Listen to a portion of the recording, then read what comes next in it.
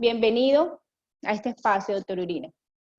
Bueno, muy buenos días a todos y gracias por acompañarnos en estos próximos 40 minutos.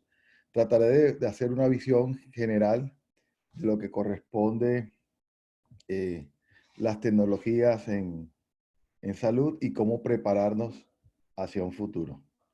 Eh,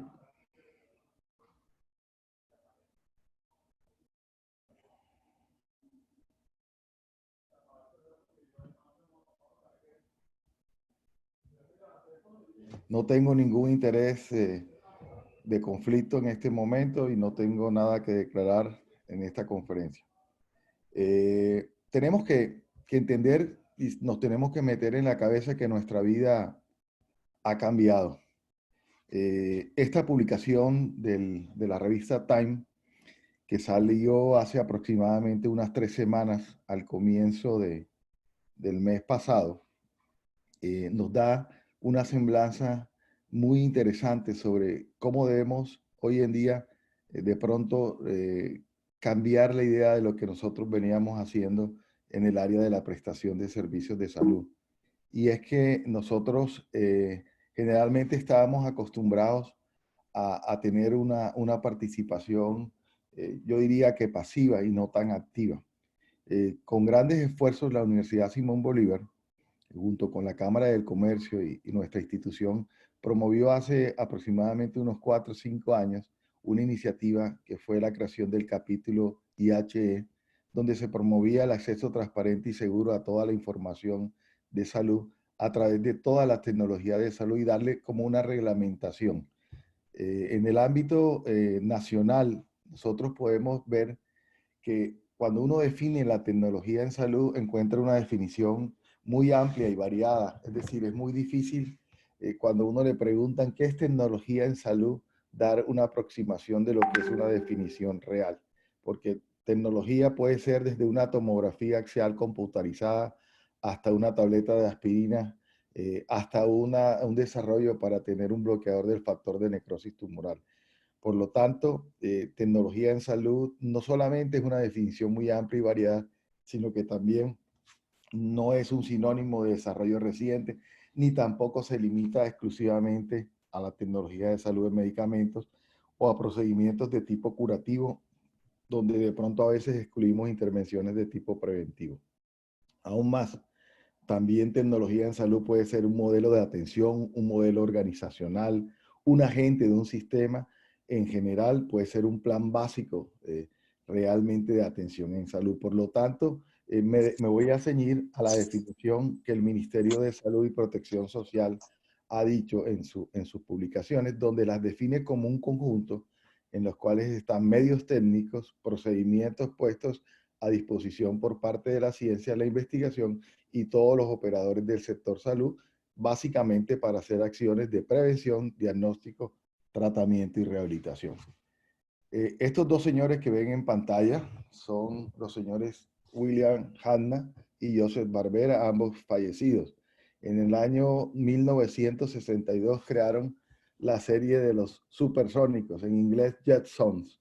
Y si ustedes se dan cuenta, pueden ver que ellos no estaban lejos de lo que hoy en día está ocurriendo en nuestro trabajo. Miren ustedes cómo se ve que ya había las definiciones que hoy conocemos como teletrabajo, como las clases online, como videollamada, como telemedicina en este momento de la pandemia. Ellos ya la visualizaban y en esa época no había ningún celular que estuviese funcionando, ni había ningún medio de que nos pudiéramos comunicar adecuadamente. Creo que en esa época solamente podíamos mandar faxes.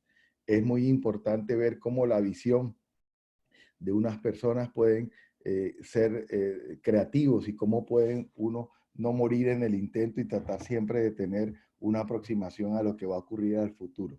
Es mi primera apreciación que yo les transmito. Nada de lo que se nos ocurra puede ser imposible siempre y cuando lo hagamos bajo una metodología apropiada. Cuando uno entra a mirar a ver qué es telesalud, encuentra varias definiciones. Esta la tomé de la Organización Americana de Telemedicina, donde ellos tratan de resumir a la telesalud como el uso de comunicaciones electrónicas para proporcionar o recibir servicios de atención médica. Y podemos emplear muchos elementos. De hecho, ahorita con la pandemia, pues lo estamos haciendo, es utilizar teléfonos, computadoras, dispositivos móviles, y los podemos hacer en tiempos sincrónicos o lo podemos hacer en tiempo asincrónico. Y usted puede encontrar información grande de muchas maneras. Uno puede hacer teleeducación, por ejemplo, a través de videoconferencias como esta que estamos haciendo, correos electrónicos, mensajes de texto.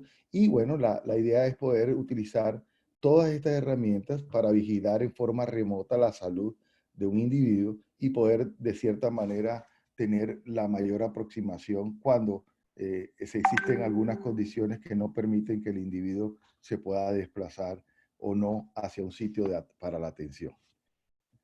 ¿Qué beneficios yo podría resumir que puede tener la telesalud, no solamente en las épocas de pandemia como la que estamos viviendo, sino en general? Estas, digamos, 6 recomendaciones o 6 beneficios de la telesalud están enmarcados dentro de lo que el doctor Reubach publica en el libro que ven ustedes a mano izquierda en la pantalla y que corresponde a lo siguiente. Por ejemplo, un beneficio de la salud es poder recibir atención sin viajar grandes distancias. Si, por ejemplo, uno vive en la ruralidad y no puede ver a su médico, y sería una buena alternativa para poder prestar este servicio. La otra es que una atención experta de un especialista raro, que por ejemplo no existe en nuestra ciudad, lo podamos consultar. Ahorita que estamos viviendo esta pandemia, pues es muy difícil encontrar infectólogos, por ejemplo, en Barranquilla podrá haber 4 o 5, entonces a veces es muy difícil tener una opinión experta en esa área. Otra cosa es el tema de dinero y tiempo. ¿Cuántas personas tienen que gastar tanto dinero para poder desplazarse a recibir una atención presencial? Y eso hace que uno tenga realmente muy difícil poderse comunicar, y con esto uno ahorraría tiempo. Hay veces que el adulto mayor está discapacitado y tiene problemas para trasladarse a las citas, y realmente eso hace que el individuo no pueda llegar a la cita apropiadamente, y esto podría ser útil. Otra es que uno reciba vigilancia regular de problemas de salud sin tener que acudir tan a menudo a las citas. Por ejemplo, cuando uno está haciendo monitoreo de un sujeto que tiene falla cardíaca, donde uno podría a través de la telemedicina poder estar pendiente de él de una manera más estrecha y no tiene que estar viniendo muy frecuentemente a las consultas. Otra cosa que sí ya está medido el impacto es la reducción de hospitalizaciones y permitir que las personas con trastornos crónicos sean más autónomas. Se logra bastante independencia porque se le van enseñando a través del apoyo constante una serie de situaciones que él puede ir manejando, y con esto podríamos definir los beneficios en general de la telesalud. ¿Cómo se utiliza la telesalud? La telesalud, por definición, comprende dos grandes temas: el tema grande de telemedicina y el tema grande de teleeducación. Yo no las veo, ese es un segundo punto de vista mío, no las veo separadas, yo las veo juntas.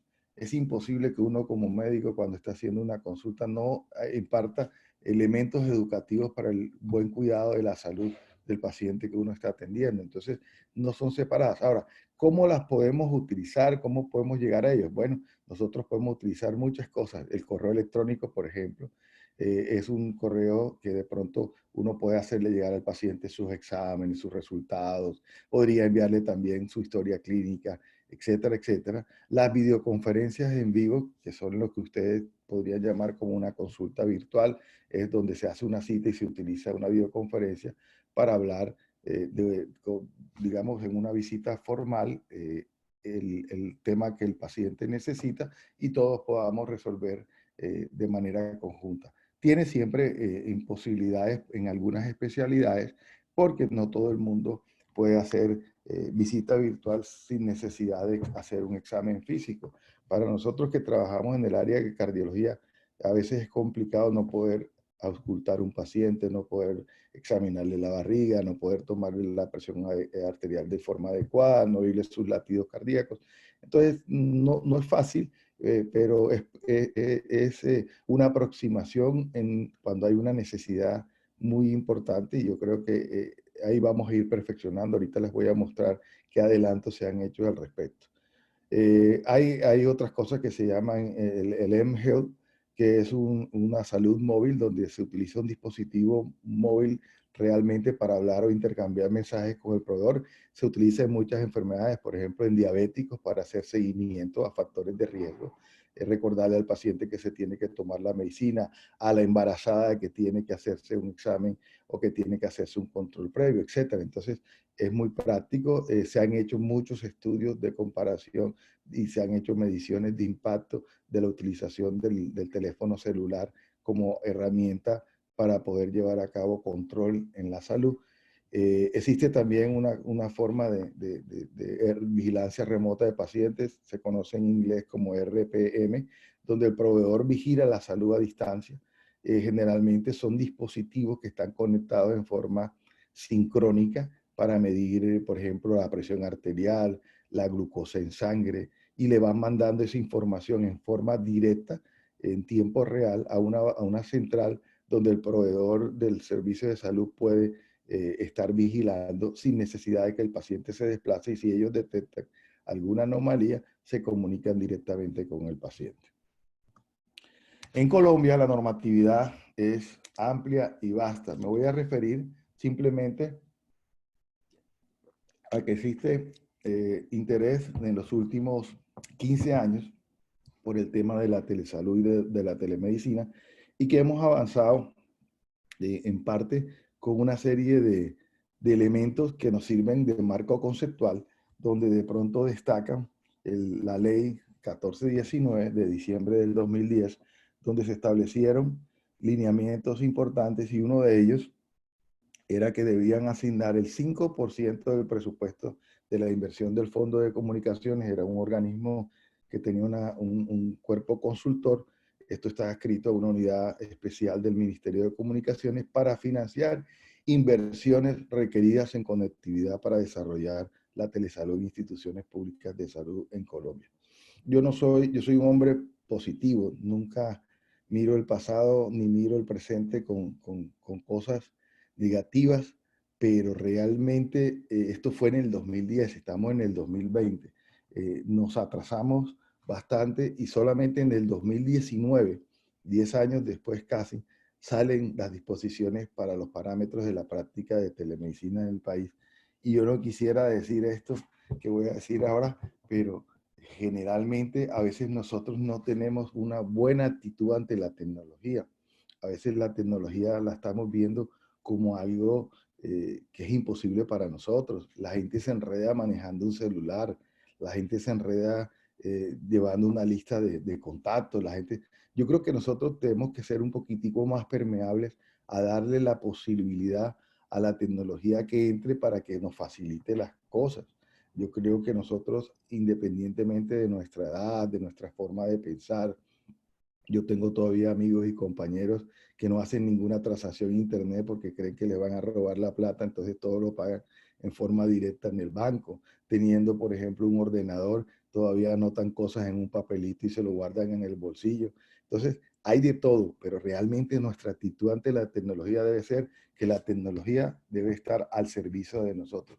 Dentro del imaginario social, cada generación considera que las tecnologías surgen en su madurez como cambios agresivos. Miren todo lo que nos está pasando ahorita. ¿Qué tal si nosotros no tuviéramos ese avance tecnológico de poder llevar día a día en datos reales cómo va la situación mundial de lo que está ocurriendo con la pandemia? Estaríamos muertos, no sabríamos qué es lo que está pasando en cada una de nuestras esferas y esto pues produciría mucha cosa. Y yo no quería decir esto, te lo dije, nosotros tendríamos que tener una cosa como la que nos está ocurriendo ahora para darnos cuenta que los sistemas de información, los sistemas de desarrollo tecnológico sirven mucho, nos sirven mucho de apoyo, nos sirven mucho para hacer un pocotón de cosas. Y es que estamos cambiando. Yo durante todo el tiempo que he venido trabajando siempre los mejores aliados han sido los ingenieros. los mejores grupos que he tenido han sido con los ingenieros. Ahorita les voy a mostrar cosas que hemos hecho y cosas que tenemos de resultados que quiero transmitirles y que quiero que sepan cómo los equipos multidisciplinarios donde involucramos la inteligencia estratégica nos pueden dar resultados. Alistarse, lo único constante en la vida es el cambio. Y esto no tiene nada que ver con la edad cronológica, esto tiene que ver con una posición de tipo mental. La idea de que la tecnología puede ser problemática, pues la tenemos siempre y siempre la vemos como algo catastrófico. No, yo prefiero quedarme con el celular no inteligente porque esos aparatos nuevos no sirven para nada. ¿Cuántos comentarios yo no oí de eso? Y hoy en día, pues para poder hacer una consulta virtual necesitamos que el sujeto tenga un teléfono inteligente. ¿Cuántas veces yo dije, yo no quiero hacer ningún pago a través de ninguna plataforma virtual porque me gusta ir al banco y que hacer la fila y que yo vea que el cajero le puso el sello, porque de pronto me roban la plata? Muchas veces uno ha visto cosas de tema de ciencia ficción de tipo posapocalíptico y de manera distópica. Yo les quiero poner, yo sé que ustedes ahorita están viendo bastante televisión, vean la película Los Juegos del Hambre, The Hunger Games, o Terminator, o la serie Westworld, en donde los robots toman conciencia. Entonces nos han vendido y nos han metido una idea de que la tecnología es mala. La tecnología es mala cuando la apropiación del individuo de ella la convierte en maldad, pero si la tecnología está a servicio nuestro, nos va a ayudar mucho y nos va a facilitar mucho cosas de la vida. Yo les voy a contar acá un ejemplo de los cambios que están ocurriendo a gran velocidad. Por ejemplo, hoy en día está el tema del chatbot. El chatbot es un robot que le contesta a uno. Ustedes ya lo están viendo. Ustedes llaman, por ejemplo, a una operadora de teléfono. No voy a hacer propaganda de ninguna, pero de pronto ustedes creen que ustedes están hablando con una persona y realmente lo están haciendo con un robot. Si el robot no les entiende, le dice, yo no le he entendido su pregunta, vuelva, hágala, y bueno, con eso hacen que haya una atención. Y vamos para allá porque ya hoy en día ahorita les voy a mostrar el listado de chatbots que existe para el lado de la salud. El tema de inteligencia artificial. Inteligencia artificial es lograr mediante algoritmos específicos que las decisiones que se tomen, si bien participa el hombre, el ser humano, son órdenes que le ha impartido al sistema, el humano, puedan tomar decisiones ante un determinado hecho en salud. Hoy en día estamos transformando cosas, vemos mucho que es importante tener datos, las plataformas de Big Data. Miren lo que está pasando ahorita con la pandemia, solamente las muestras que se han guardado para poder hacer análisis son hechas a través de esta información de grandes acúmulos de datos, la interpretación que hoy se hace de radiografías a color, los vendajes eléctricos, la biotecnología, la nanotecnología. Ahorita les voy a mostrar un ejemplo de nanotecnología práctica del día de hoy, prótesis biónica como la que están viendo en la pantalla, impresiones 3D, el Google y el Fitness que se llama Google Fitbit, que hoy en día se está haciendo, es una buena herramienta ahora que estamos confinados para poder hacer ejercicio. En fin, la aplicación para el desarrollo de fármacos con inteligencia artificial y la implementación de aplicaciones 5G en todos los entornos sanitarios. Aquí a mano izquierda vamos a ver una serie de elementos de chatbots que se hacen en salud. Todos estos son nombres, no los voy a leer, pero para que ustedes sepan que existen muchos robots que rápidamente pueden resolver un problema práctico. Por ejemplo, Safe Robot, por ejemplo, para ponerlo de ejemplo, es si uno tiene una pregunta con relación a un medicamento y uno quiere saber si es seguro y si se lo puede tomar, con qué se lo puede tomar, y realmente le es muy útil al individuo rápidamente resolver la inquietud. Esto ha ido creciendo en nuestro medio y bueno, son líneas de atención muy interesantes, muy importantes, obviamente con todavía algunas limitaciones, pero es una aproximación a lo que va a ser la atención de salud en el futuro. La salud definitivamente entonces avanza al lado de la tecnología, y aquí quería ponerle un ejemplo actual de nanotecnología. Es la forma como se están utilizando nanopartículas de oro para detectar el coronavirus. Es una prueba mucho más rápida inclusive que la PCR. En el lado izquierdo, aquí ven ustedes en moradito, este paciente tiene coronavirus, el que está en blanco no tiene coronavirus.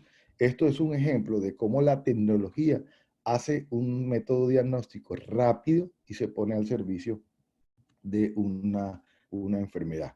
¿En cuáles temas, en mi opinión, deberíamos prepararnos todos? Esto no es un tema de que solamente los médicos, esto no es un tema que solamente los ingenieros, esto es un tema de todo el mundo, de todas las personas que vivimos en el planeta Tierra.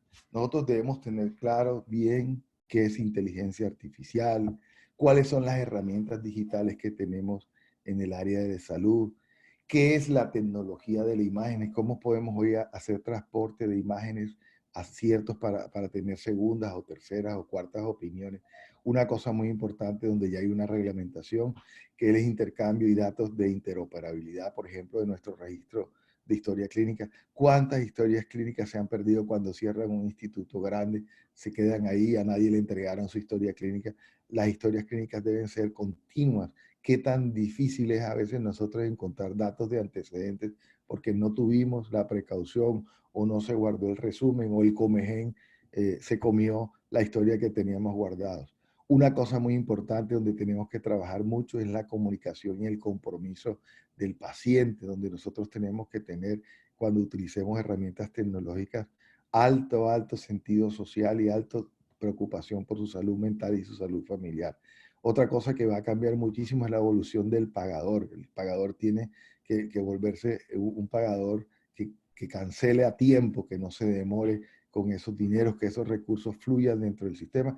Y una cosa muy importante de la cual van a oír mucho es la medicina de precisión. La medicina de precisión es una medicina a la medida del sujeto, es decir, estudiar su genoma y de acuerdo a su carga y a su comportamiento genético, poder establecer terapéuticas basadas muchas en medicina translacional, que es hacer la aplicación de la medicina básica a la medicina clínica de una manera racional. Aquí tenemos un ejemplo de cómo ha evolucionado desde el año 1950 la inteligencia artificial. Y quiero decirles que este tema no es un tema nuevo. La inteligencia artificial está descrita desde hace aproximadamente 60 años, como ustedes ven, 70 años en la diapositiva, pero que ha venido dando pasos. Inicialmente, pues teníamos los conceptos de deep learning, que eran algoritmos que se estaban adaptando para aprender con vasta cantidad de datos, donde se trabajaba con redes neurales.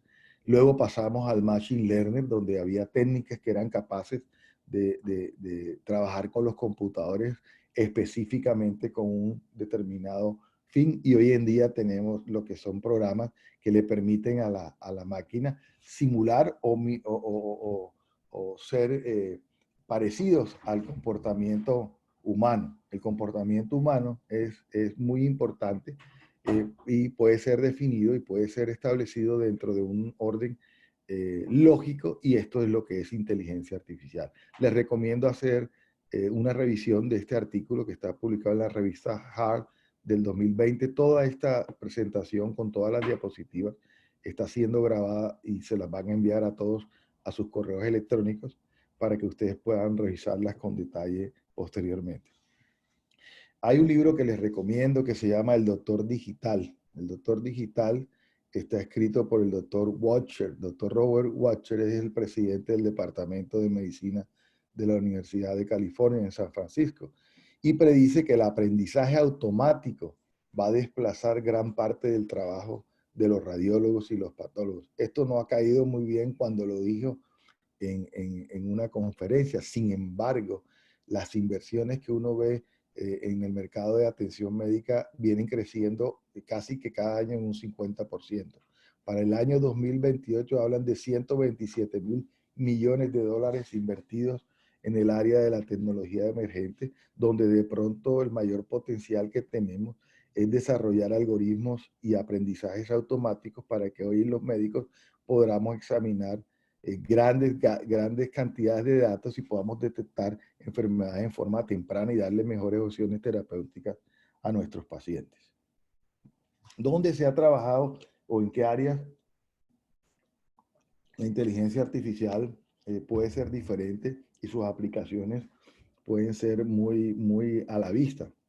Se han hecho en tres grandes áreas. Primero, en soluciones algorítmicas, modelos matemáticos de predicción, modelos matemáticos para atención, modelos matemáticos para tomar la mejor conducta posible. El segundo es el tratamiento de las imágenes, el procesamiento y análisis de las imágenes de hoy, no solamente en su tiempo real, sino también en su calidad, ha permitido el desarrollo de circunstancias muy interesantes que nos permiten a nosotros cada día maravillarnos cada vez que estamos viendo diagnósticos con unas imágenes con una gran resolución y con una gran, digamos, parecido hacia el contexto anatómico casi real del individuo. Y lo otro son las herramientas de apoyo a la práctica médica, donde pues tenemos el desarrollo de ordenadores o de programas que se hacen a través de celulares, etcétera, que nos pueden dar una gran ayuda. Les voy a dar un ejemplo de lo que es fabricar un antibiótico a través de Deep Learning. Esta es una publicación del Instituto Tecnológico de Massachusetts, el MIT, y en conjunto con la Universidad de Harvard, donde desarrollaron una medicación que se llama acicilina, que es una nueva molécula antibiótica capaz de eliminar bacterias que resistentes pues, a antibióticos de tipo tradicional. Esta publicación es de febrero 20 del 2020. Fue a comienzos casi de este año. En ese momento, pues, habían hecho esta publicación estos doctores, el doctor Stock, se la recomiendo también porque es muy interesante. No utilizaron sino solamente inteligencia artificial. Eso es muy importante porque es el primer antibiótico que se hace a través de inteligencia artificial. Otros modelos de inteligencia artificial están acá. Por ejemplo, todo lo que ha venido siendo la intervención en cardiología, la intervención, por ejemplo, en electrofisiología. Cada día hay teléfonos celulares adaptados a relojes artificiales que mantienen el control digamos, de la frecuencia cardíaca, de la aparición de arritmias y todo lo que tiene que ver en resonancia magnética nuclear, donde la evolución ha sido muy importante. Hay una enfermedad que es la fibrilación auricular, que ha sido de particular interés porque es la enfermedad arrítmica más común en el mundo y que más impacto tiene desde el punto de vista económico por la aparición de accidentes vasculocerebrales que ocurren y ha sido como el modelo experimental de un gran desarrollo de aparatos de registro para poder prever qué sujetos van a tener a futuro esta enfermedad. Hay herramientas digitales de salud, como es la implementación de monitorización remota mediante dispositivos conectados en los sujetos, rastreadores o GPS, donde se recopilan todos los datos de salud generados por el paciente en forma automática sin que el sujeto se dé cuenta. Por ejemplo, es el diabético que le colocan un monitor de insulina y de su glucosa y está mandando a una central toda esa información para que el médico pueda revisar si en algún momento recibió adecuadamente o no su tratamiento. En imágenes es mundial. Esto yo creo que ha sido grande. Hay un artículo que les pongo ahí de la revista JAMA, donde Estados Unidos se ha gastado casi el presupuesto nacional. Ahorita pues obviamente tenemos una situación diferente, pero en esa época que está publicado el artículo, que era 2018, fue de pronto el gasto más alto sobre el crecimiento de opciones de visualización, especialmente visualizaciones de tipo tridimensional con realidad aumentada y realidad virtual. Otro tema muy importante que les hablé también fue los cambios de datos e interoperabilidad. De nada me sirve que a mí me atiendan en Tanzania o me atiendan en Egipto o me atiendan en Colombia y yo no pueda ver qué tipo de atención me prestaron a mí en Egipto o en Tanzania. La idea es que las historias clínicas estén intercomunicadas. De hecho, hay una cosa que se llama Recursos de Interoperabilidad de Atención Médica, es un organismo que se llama el FHIR, que en el 2019 alcanzó su etapa de normatización, donde se espera que esa adopción generalizada facilite en todo el universo sanitario el intercambio de información. Eso tiene, esta oficina el año pasado tiene un coordinador nacional y ya tienen parámetros para compartir toda la información médica electrónica y ya en este momento se encuentra una masa crítica porque están conectados muchos países a esta red y nos va a servir a nosotros para poder tener información en tiempo real y ajustada a la realidad. En Colombia acaba de salir hace poco la ley 2015 o 2015 del 2020, donde es una fase de decir, bueno, la historia clínica es obligatoria, la historia clínica electrónica, pero tiene que haber interoperabilidad. Tenemos que ser capaces de poder transportarla de todos los sistemas y que el paciente sea su propio dueño y pueda poderse compartir en todos los ámbitos de su atención médica. Con relación al tema de comunicación y compromiso del paciente, les recomiendo revisar este estudio que dirige esta señorita que está ahí en la foto, que se llama Joy Lee, del Centro de Investigaciones de Servicios de Salud del Instituto de Renfrew, que ella evaluó cómo se sentían los pacientes y cómo se sentían los proveedores con la atención en salud. Esto es muy bueno porque permitió ver las interacciones que se establecían por correo electrónico, teléfono celular y mensajes de texto. Y es que les voy a decir una cosa, los médicos y en general los profesionales en la salud hablamos a veces en lenguajes confusos, casi que en sánscrito. Entonces, a veces los pacientes entienden cosas que nosotros creemos que entendieron o nosotros creemos que el paciente entendió algo que nosotros le dijimos y no es así. Entonces, muchas veces en esta publicación que está en la revista de geriatría, de medicina interna, es que tanto nosotros hacemos encuestas para evaluar, digamos, si los pacientes realmente están entendiendo y si tienen ese compromiso. Hoy en día, fíjense lo que está pasando. Si el individuo no tiene el compromiso real de lavarse sus manos, si el individuo no tiene el compromiso de cuidarse, de quedarse en su casa y no salir, pues de nada sirve porque él no ha entendido que la cuestión es un problema importante. Entonces, la comunicación es clave en este tema de tecnologías en salud. Otra cosa muy importante es que el pagador debe transformar, basados en una cosa que se llama Value-Based Healthcare Around the World, que es una forma de atención basada en el impulso para el cambio. Los pagadores sienten la presión de cambiar sus criterios de reembolso, es decir, van a incentivar que la población esté sana y no deben pagar solamente las prestaciones asistenciales, deben usar iniciativas para incentivar a aquellas personas o aquellos sistemas de salud o aquellas instituciones hospitalarias o aquellos médicos que produzcan resultados de bienestar y de mejoría de toda la salud en general. Hay organizaciones, por ejemplo, como esta Medicare, donde han compartido alrededor de $1.000 millones de dólares en ahorros desde su inicio, tratando de hacer esto. En el American College de Cardiología, donde no hice parte como gobernador, ya Diana lo dijo, está una iniciativa del doctor Paul Causale, que es una iniciativa mundial que se está desarrollando para mirar cómo se comporta el pagador y cómo incentiva en todos los países del mundo esta atención en salud. Pasemos un momentico a lo que es medicina de precisión, que es otro de los cambios a los cuales nos vamos a acostumbrar. Es un enfoque diferente de la medicina, es un enfoque donde a la persona se la atiende en forma personal, es decir, se le hace un tratamiento muy individual, mucho más de lo que en este momento estamos haciendo. Obviamente, a veces se requiere utilizar la genómica en medicina de precisión y poder establecer con ello todo un árbol genético para poder saber cuál es el mejor tratamiento. Y aquí tenemos el doctor, el señor John Halanka, que trabajaba en el Centro Médico de Beth Israel, afiliado a Harvard, pero que desde el 1 de enero se cambió de Mayo Clinic. Es algo así como como si uno se cambia de los Chicago Bulls, se va para los Lakers o se va para los Knicks de Nueva York. Salió para arriba.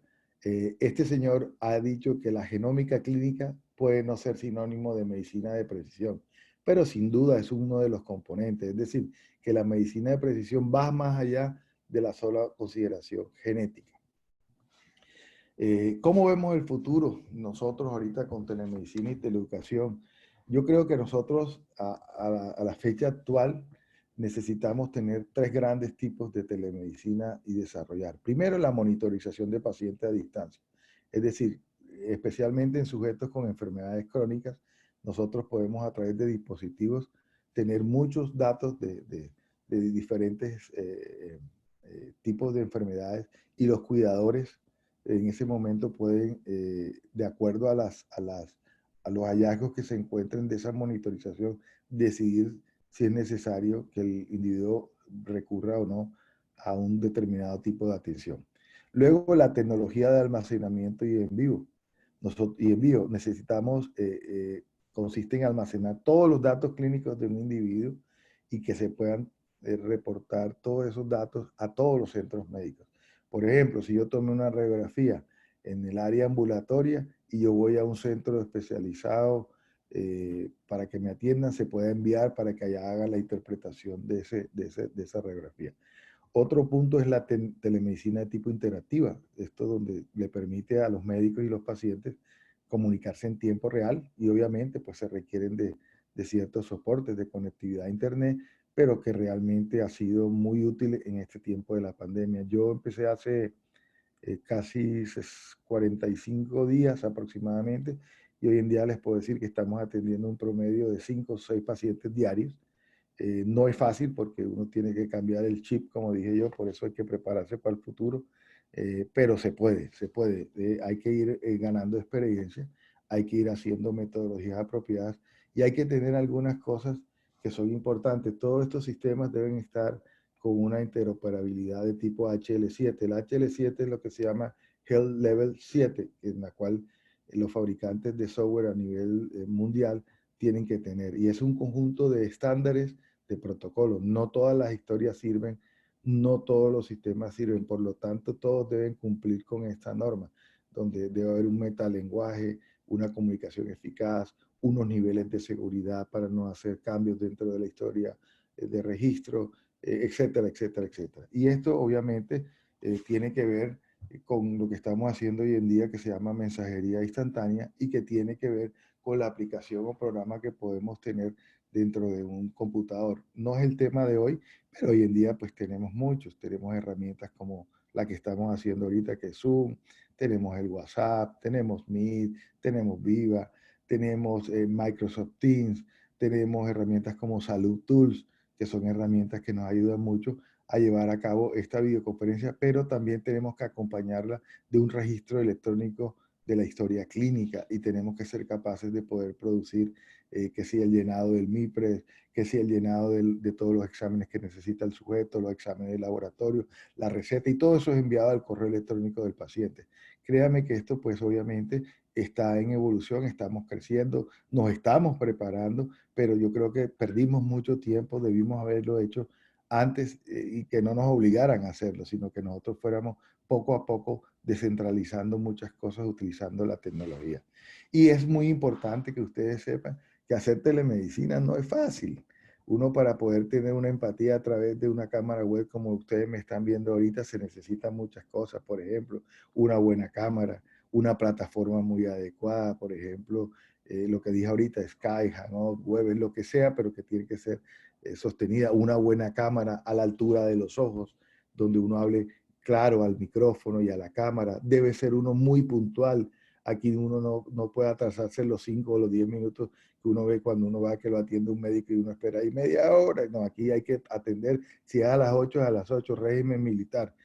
Hay que tener una etiqueta al vestir, hay que dejar que el paciente tenga la capacidad de poder participar, dejar saber al paciente si usted se tiene que ir un momentico a retirar de la pantalla y decirle me voy a retirar, ya vengo. Es posible a veces tener retrasos con la comunicación, entonces por lo pronto se le recomienda a la gente hablar y esperar un poquito porque siempre hay lo que llaman delay, un retardo en la comunicación. Estos simplemente son algunos tips.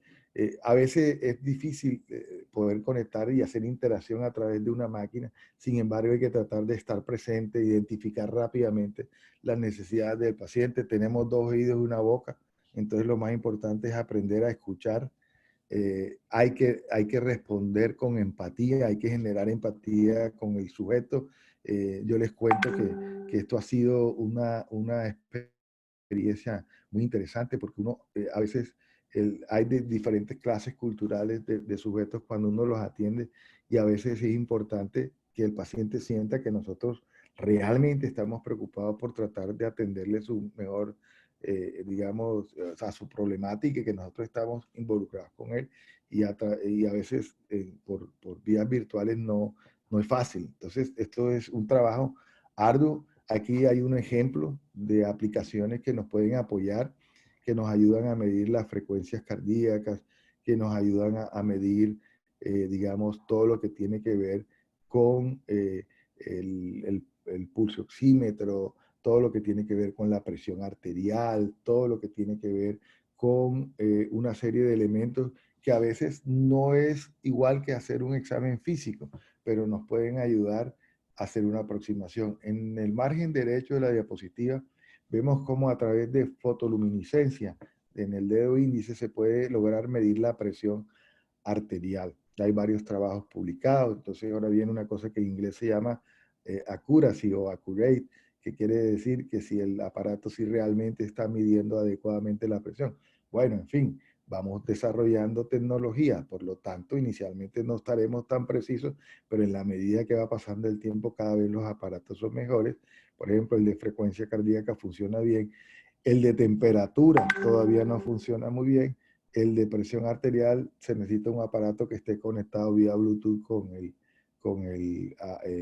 celular, y esto ha mejorado un poquitico, digamos, esa fidelidad que deben tener los datos que estamos analizando. Con la universidad hemos desarrollado varios estudios. Este fue una revisión sistemática de la literatura que tuvimos con todos los que están ahí, exceptuándome a mí, todos los demás son ingenieros y todos participan en los departamentos de cómputos o ingeniería de sistemas. Y estas son estrategias que debemos analizar para la parte de aplicación de software en el sector salud. Y por otro lado, es importante tener una visión, como lo publicamos en este artículo, entre ingenieros y el personal de salud para salud digital. ¿Qué estamos haciendo ahorita? Estamos trabajando un proyecto que comenzamos hace un año para revisar todas las aplicaciones relacionadas con salud cardiovascular. ¿Y por qué hicimos esto? Porque hemos encontrado que muchas aplicaciones no tienen lo que se llama medicina basada en la evidencia. Por ejemplo, una dieta específica para bajar de peso. Es una cosa importante bajar de peso. Es importante no tener obesidad, pero cuando uno mira en qué se basó esa dieta para recomendar que el jugo de yuca servía para bajar de peso, uno no encuentra la evidencia porque no está hecha a través de ensayos clínicos, ni de metaanálisis, ni de estudios observacionales. No hay una evidencia clínica que lo soporte. Por lo tanto, hay alrededor de unas casi 6.000 aplicaciones relacionadas en diferentes ámbitos nutricionales, de presión arterial, de obesidad, de tabaquismo, etcétera, de actividad física, pero queremos saber si en realidad el equipo que conformamos, que fue ingenieros, médicos y son varias universidades, podemos establecer cuáles sí tienen y cuáles no tienen. A través de la unión, tengo un estudiante de doctorado que está trabajando también modelos de registro muy interesantes tecnológicos, modelos matemáticos. Está trabajando el tema de fibrilación auricular. Él es Jader Giraldo. En la pantalla del lado derecho hay una diapositiva que él me envió, que es muy interesante porque los que están arriba de la línea verde son sujetos normales y los que están abajo son sujetos anormales. Esto es pura inteligencia artificial. A través de un modelo matemático, la tecnología en salud nos permite a nosotros clasificar qué sujetos asintomáticos están haciendo trastornos del ritmo, fibrilación auricular, y no se han dado todavía cuenta. Esto es la medicina del futuro y donde tenemos nosotros que trabajar. Les recomiendo estos dos enlaces y ya casi para terminar, son dos enlaces que son viejos, pero quiero que los vean. Eso va a estar, se los voy a mandar ahorita que les manden la grabación de la charla, porque son, como veía Microsoft, la visión del futuro de la medicina. Fueron hechos hace 15 años y si ustedes los miran, no hay ni uno solo que no se haya cumplido. Entonces, realmente los señores Hanna y Barbera, que trabajaron mucho para crear la serie de los supersónicos, era gente que tenía imaginación, tenía creatividad y creía en el futuro. Yo les doy las gracias a todos por haber estado con nosotros. Creo que he cumplido estrictamente con el tiempo que me han asignado y bueno, abrimos la sesión. Dianita, por favor, si me colaboras para el tema de Sí, de claro, doctor Urina. preguntas Acá y estoy. bueno, y yo voy. Bueno, acá le intervengo. Bueno, la dinámica para las preguntas es que les agradecemos a los asistentes escribir las preguntas y el doctor Urina las va a estar leyendo. Mientras que van escribiendo las preguntas, si en dado caso no alcanzamos a contestarlas todas por el tiempo, los invitamos a que nos escriban, nos sigan en nuestras redes sociales para que ahí en el post de la conferencia de hoy puedan hacer también las preguntas y le estaremos dando respuesta. Aquí vamos a ver si ya tenemos preguntas. Sí, pueden escribir todas las preguntas. Les estamos dando tiempo para que escriban todas las preguntas. Aprovecho también mientras que escriben las preguntas y los invito a un diplomado que tenemos en Telesalud. Este diplomado ya está aperturado y el doctor Urina será uno de los conferencistas para que pues conozcan mayor información. En nuestras redes sociales está toda la información.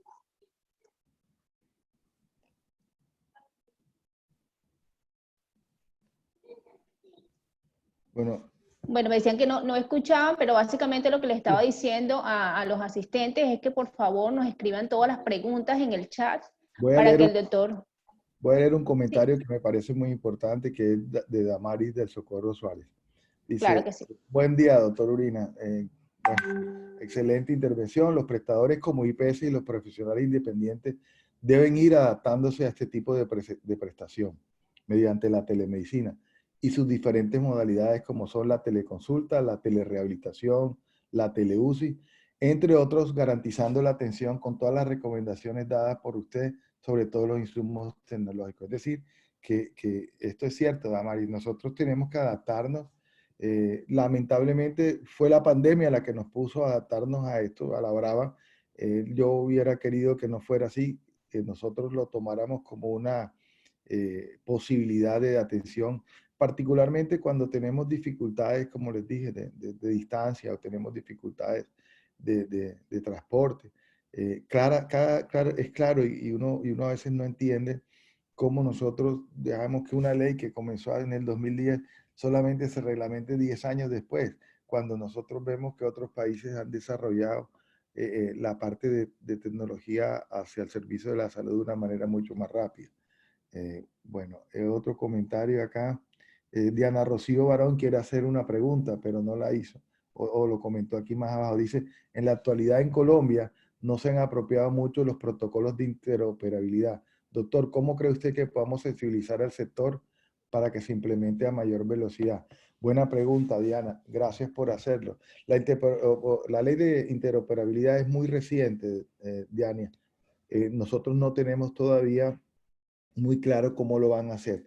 Han hecho patadas yo digo de abogado, porque inicialmente sacaron unas leyes o resoluciones o normativas donde la historia clínica electrónica era de tipo obligatorio. Y esto es muy importante porque la obligatoriedad hace que la hagan. Sin embargo, muchos proveedores de servicios de historia clínica electrónica a veces ni siquiera cumplen con las normas HL7 que yo decía. Entonces yo creo que lo primero, además de cuando uno hace una reglamentación, debe tener claro cuál es el panorama y cuál es la facilitación que debe tener. Y esto es una participación no solamente del Estado, porque siempre le echamos la culpa al Estado. No, es que el Estado tiene la culpa. No, esto es una participación de todos los escenarios, las universidades, los médicos, las agremiaciones, el Estado colombiano. Tenemos que trabajar para lograr esa interoperabilidad. Qué rico sería que a uno lo atiendan, por ejemplo, en Pasto, y uno llega a una clínica en Santa Marta y con solo la cédula puedan ver cuáles son las atenciones que uno ha tenido desde chico. Mire, todos los años yo peleo porque me piden las vacunas de mis hijos. ¿Qué problema para encontrar qué fue lo que le pusieron, cuándo se lo pusieron y cómo se lo pusieron?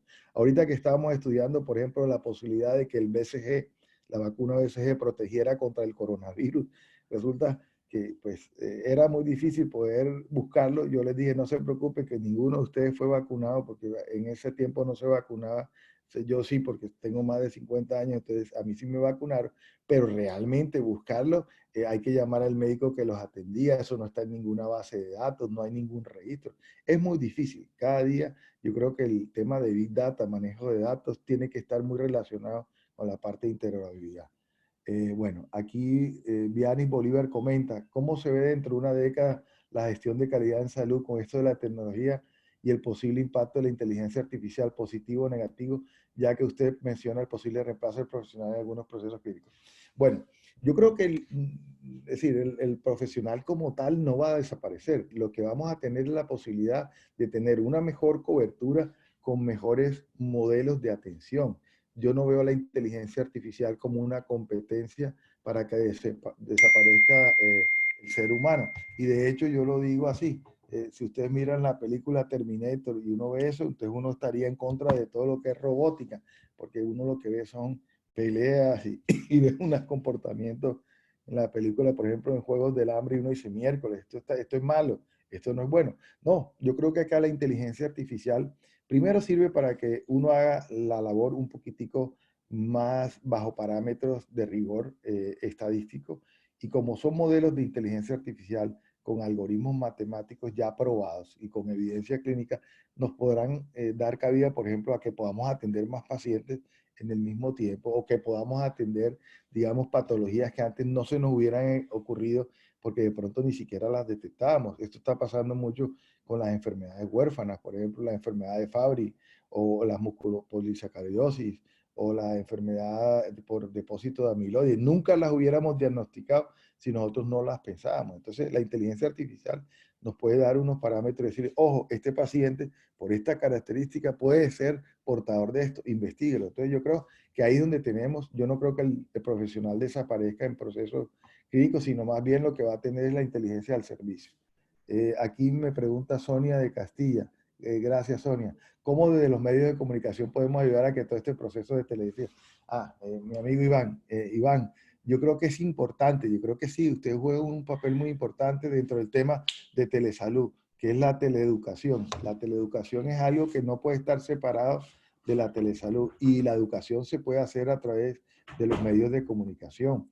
Cualquier medio de comunicación es válido. Digamos, si estamos mirando un sector de un municipio de Bolívar, de pronto el individuo lo que tiene es un radio, de pronto ni televisor tiene, él no tiene internet, no tiene teléfono celular inteligente. Mire que yo ahorita estoy haciendo mi salud de consulta virtual y encuentro que, digamos, uno quería que nadie tiene teléfonos inteligentes y casi todos. Ayer atendí a un señor de Tubará, por ejemplo, creo que estaba en una chocita ahí al ladito digamos, había árboles, había todo, y desde ahí me contestó y pudimos llevar a cabo una consulta, digamos, medianamente aceptable, digo yo, porque se le resolvieron sus preguntas y se le dio su tratamiento y se le enviaron todas sus cosas a su correo electrónico, pero antes hubiera sido imposible lograr eso porque ni siquiera había internet en esos municipios. Entonces yo creo que los medios de comunicación no solamente son importantes, son claves dentro de este proceso.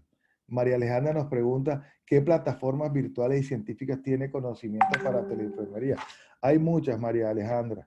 Las plataformas que tenemos hoy en día a disposición son muchas. Lo importante es tener tu proceso de manejo de plataforma virtual muy, muy claro. Por ejemplo, vamos a tomar una Zoom. Zoom solamente permite que nos conectemos por 40 minutos. Entonces, eso la limita, pero existen Zoom Business que tú puedes pagar, creo que son 50,000 pesos mensuales, y entonces te permite tener mayor conectividad y te permite tener más gente. Fíjense que WhatsApp ya no es para 4 personas que pueden hablar simultáneamente, ya es para 8, vas en la última actualización. Salió hace 2 semanas y ya hoy en día podemos estar 8 dentro de la teleconferencia, o eso se llama teleexperiencia, para compartir, por ejemplo, casos clínicos y poder compartir información. Las plataformas, yo creo que la plataforma virtual no es importante tanto, sino más bien el modelo de lo que usted pretende hacer y qué es lo que usted quiere hacer en teleenfermería. De acuerdo a eso, hay que buscar cuál se adapta mejor.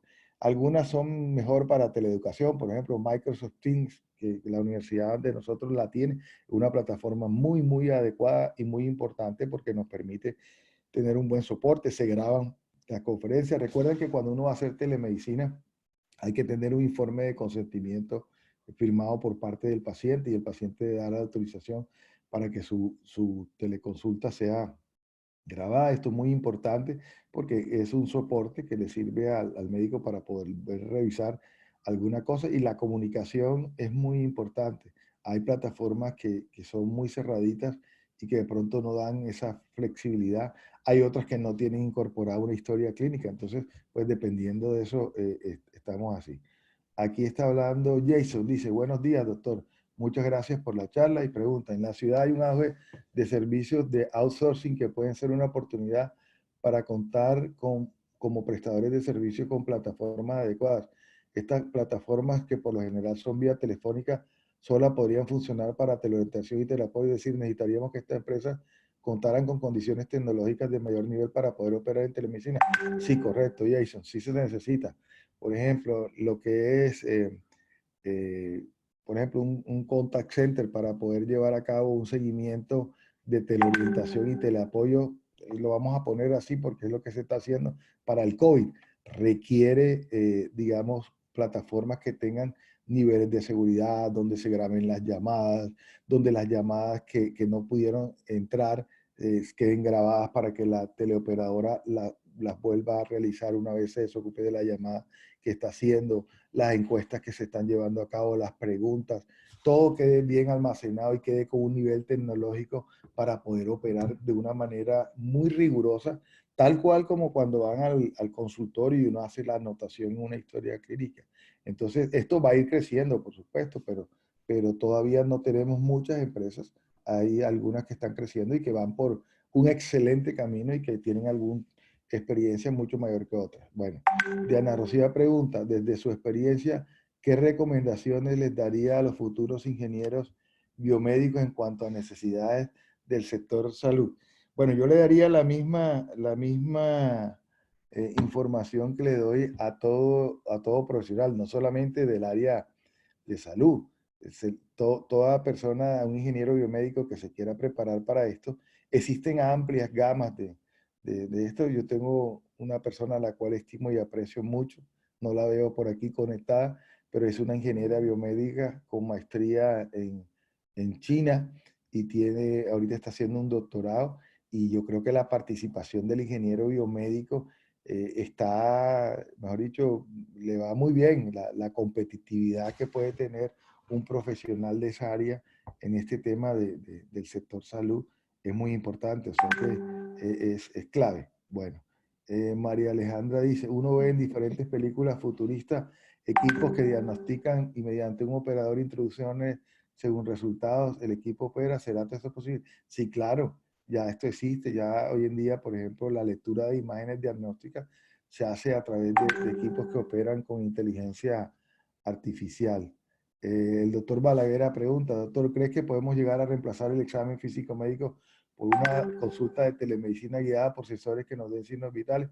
Bueno, yo creo, José, que sí se puede siempre y cuando los instrumentos que tengamos de medición estén validados y sean fiables. Como dije yo, es probable que la frecuencia cardíaca se pueda hacer. Hay aparatos que nos pueden mandar los latidos cardíacos y los sonidos cardíacos en forma fiable. La presión arterial puede medirse con un dispositivo que va hacia el celular y el celular nos los envía. La glucosa en sangre también se puede medir. Tenemos que afinar algunos que tienen que ver con sensores donde se utiliza la fotoluminiscencia. Hay uno que permite tomar la temperatura sobre la frente y hay otros que permiten tomar, de acuerdo al color de la piel, la presión arterial. Hay varios trabajos escritos, obviamente necesitamos tener una afinación de esto. Bueno, aquí me escribe Luis Rafael Moscote, hoy gran neurocirujano, fue mi alumno hace muchos años. Ya ustedes pueden calcular mi edad, cómo estaré yo de viejo. Él me está hablando desde Alemania. Me está diciendo, la telemedicina tiene un gran potencial de atención del paciente crítico. ¿Usted considera que la implementación de telemedicina en emergencia y atención al paciente politraumatizado impactará positivamente el pronóstico y los aspectos culturales? De acuerdo, Luis. Yo creo que es muy importante lo que él dice. El tema cultural es muy importante. No solamente se requiere tener una educación por parte de nosotros los profesionales, sino también una educación muy importante y qué espera un sujeto cuando es atendido de esta manera, específicamente porque tenemos poblaciones muy particulares. Tengo un amigo que es el doctor Gustavo Aroca, que ha trabajado mucho en indígenas, por ejemplo. Gustavo sabe lo difícil poder entrar en la cultura y poder entender en comunidades específicas. La raza negra, Luis, es muy importante, donde hay cierto tipo de enfermedades. Entonces, yo creo que eso hay que hacerlo a la medida. Y en cuanto a la atención de telemedicina en emergencias y del paciente politraumatizado, claro que impacta positivamente el pronóstico. De hecho, la medicina de guerra, con la cirugía robótica, ¿se acuerda, Luis, cuando crearon el robot Da Vinci? El robot Da Vinci permitía en tiempos de guerra, con un operador externo a kilómetros de distancia, poder llevar a cabo cirugías de emergencia en los campos de guerra a través de la cirugía robótica. Aquí me escribe Estela Cricien, dice, la consolidación de las asociaciones científicas nos representarán una vez discutamos al respecto para establecer protocolos y modelos para lograr en el caso de la fisioterapia ser reconocido su pago con asistencia combinada, es decir, presencial y terrenal. De acuerdo, Estela. Yo creo que todos los profesionales de la salud tienen derecho a recibir su pago y su reconocimiento cuando su atención sea por telerehabilitación o por telemedicina. No, esto no es solamente del ámbito médico, esto va a ser parte del personal de enfermería, la psicóloga, etcétera. Esto es para todo el mundo. Yo no dejaría a nadie por fuera. Claudia dice, motivar a los científicos, Claudia C. dice, motivar a los científicos del país a investigar en grupos interdisciplinarios genera resultados en esta área y proteger los derechos de propiedad intelectual de manera estratégica. De acuerdo, Claudia, la propiedad intelectual es muy importante y yo creo que es clave en este aspecto, ya que nosotros tenemos que tenerlo presente. El doctor Vuelvas dice, hay todavía GPS y ARS que se niega a implementar nuevas tecnologías. ¿Cómo impulsar desde nuestras autoridades a que se implemente todas las plataformas necesarias para poder atender a nuestros pacientes de alto riesgo? Janes, yo invité a Elsa Noguera, invité al doctor Pumarejo, pero no se metieron a la reunión precisamente por eso. Yo creo que esto es un tema nacional. Esto no es que yo sí quiero y yo no quiero. Si el paciente no puede asistir, vamos a medir ahorita un impacto que no solamente van a ser los pacientes que se nos están muriendo por coronavirus, sino los pacientes que dejamos de atender con insuficiencia cardíaca, con insuficiencia renal, con infartos agudos del miocardio, con accidente cerebrovascular, que no atendimos durante el tiempo de la pandemia y que se quedaron en el sistema porque no pudieron acudir. Entonces esto se va a convertir realmente en un problema. A veces una teleconsulta puede aliviar rápidamente un sistema y puede darle al paciente rápidamente, en 5 o 10 minutos, uno puede saber si el paciente requiere una atención inmediata y enviarlo a un centro hospitalario o simplemente renovarle su fórmula. Y yo creo que pacientes nuestros que son de alto riesgo, es clave que las autoridades y que les hagan entrar en cintura, así como hay resoluciones. Acaban de sacar un documento para atención de telemedicina en tiempos del COVID, lo sacó el ministerio, donde las EPS y las ARS tienen que entrar por dentro de un tubo, tienen que entender que nosotros, esto es una forma de atención y esto llegó para quedarse por un buen rato. Dianita, creo que he resuelto en forma completa todas las preguntas del chat. Sí, doctor, muchísimas gracias. La verdad, las respuestas se contestaron todas. Agradecemos a todos los asistentes por haberse conectado. Los esperamos en nuestro próximo webinar, el próximo miércoles a las 11. Y también los invitamos a este diplomado, donde usted va a estar siendo uno de los conferencistas. Bueno, acá le colocamos la imagen de todos los eventos que tenemos en el mes para que puedan revisar en cuál es el de su interés. Doctor Urina, muchísimas gracias. La verdad, una excelente conferencia. Lo más que los comentarios que estaban ahí, que aparecieron en el chat de todos los asistentes, muchísimas gracias por haberse conectado.